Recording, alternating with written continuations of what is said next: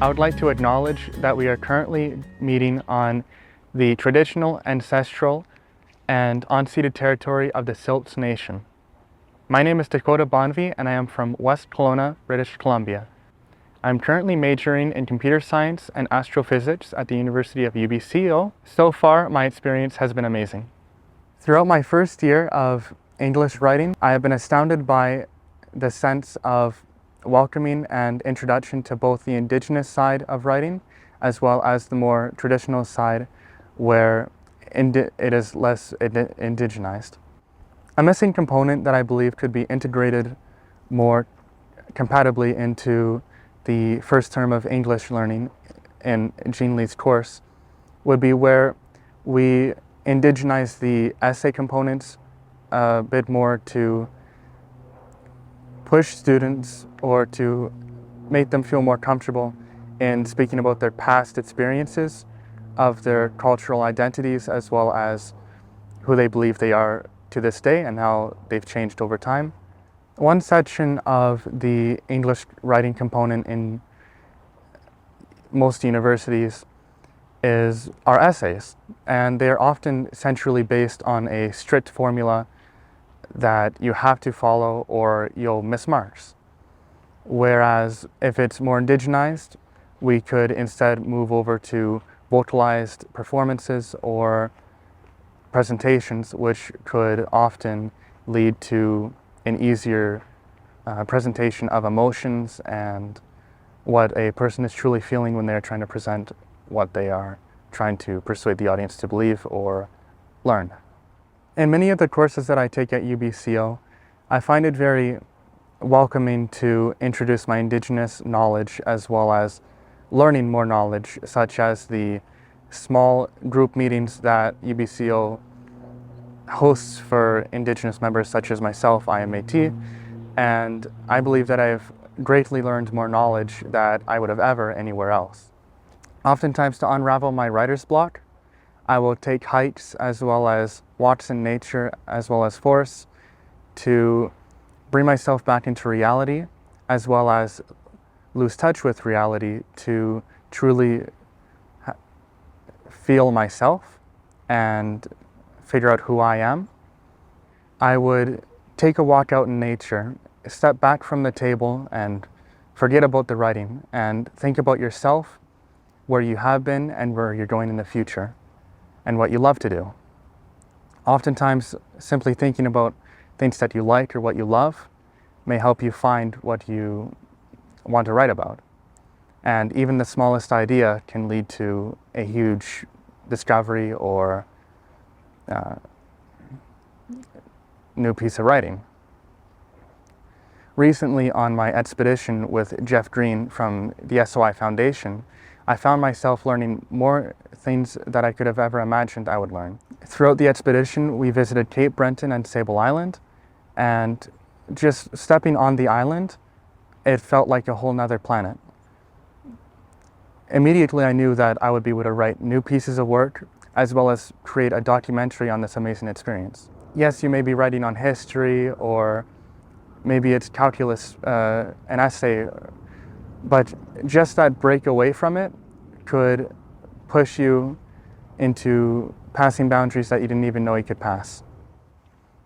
Overall, through my English career, or writing career, I truly believe that nature is what inspires me and pushes my writing to the next level. I believe that an extremely influential and beneficial implementation on the writing guide would be video tutorials.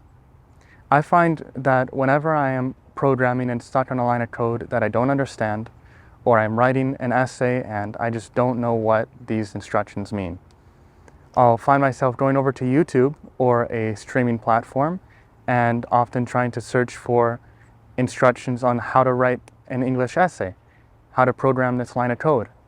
And I find that as soon as I find a video tutorial that matches what I'm looking for, I'm definitely able to understand the material much better and even relay the information to classmates in the same way that the video related it to me.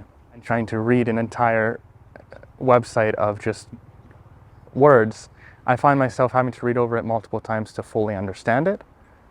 Whereas if someone who fully understood the material simply explained it to me in a vocal sense, I would understand it the first time. And if I didn't, well, watch it one more time. But it would be much better than not having anybody, a physical presence to explain it to me.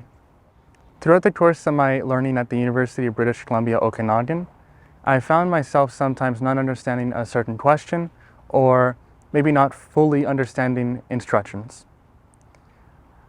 When I go over to one of my peers and ask for help, I find that they are amazing at understanding it as well as explaining it to me.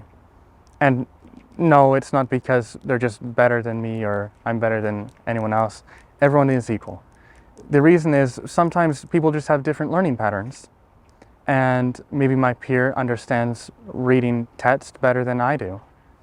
And simply having that somebody to talk to and explain it to you goes a very long way than sitting there all night looking at the text and going, wow, I'm going to school or university tomorrow and I don't understand anything. And simply having that peer goes a very long way. And instead I'm going to school tomorrow and I understand the material and I'm going to get an A on that writing assignment or that test. English had some Indigenous, but I found that the instructor didn't always fully explain it in an indigenized, welcoming way. While I felt, due to the University UBCO, it's very welcoming. The instructions on the pages, the way it was written, it was very colonized. I recently began reading a small textbook that was actually supplied to me by the Indigenous groups that have been supporting me at the University of British Columbia, called The Elements of the Indigenous Style of Writing by Gregory Yunley.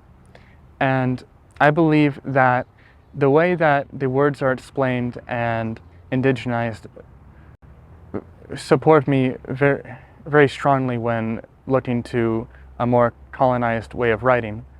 And I feel that in the English writing classroom, if we were supplemented with a copy of some form of writing such as this, the Indigenous people would feel much more welcomed as well as allowed to write in a more authentic way while speaking on the traumatic experiences that the Indigenous people went through at some schools, as well as keeping the writing truthful, where we don't have to colonize our writing or pretend like we have to write a certain way, whereas we can write truthful to what we believe.